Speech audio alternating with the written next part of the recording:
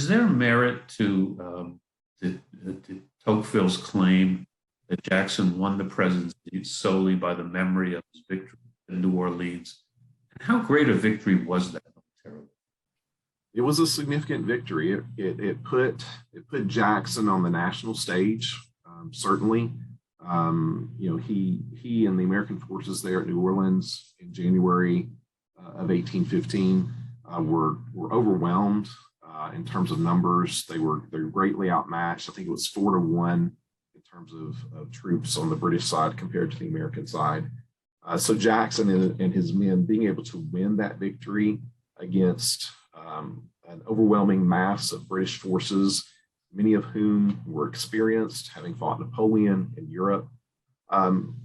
It was a tremendous victory. The fact that it occurred after the peace treaty had been signed in Europe sort of softens the victory in hindsight, but at the time, Americans embraced it as this great victory. And probably many Americans believed that this was what sealed the war, the victory for the United States against Britain in the War of 1812, even though it was a stalemate, technically.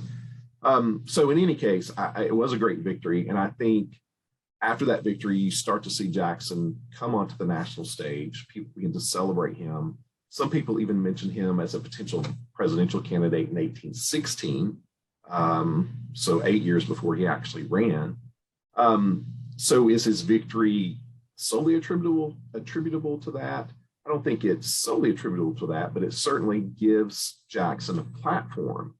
When you look at why Jackson was elected, I do think his military heroism plays a part, but it also comes down to the fact that in 1824, he lost a controversial election, and he and his supporters used that to their advantage to make the case in 1828 that the election had been stolen, not just from Jackson, not just from his supporters, but from the people of the United States, that democracy had been subverted, that John Quincy Adams and Henry Clay had conspired to take the democratic will of the people away in that election. So Jackson uses that as a campaign theme, and he and his supporters hammer on that theme over and over and over. And I think that is probably what cinched the victory for him in 1828. But certainly he doesn't get to that point, I don't think, without the Battle of New Orleans and without the victory there.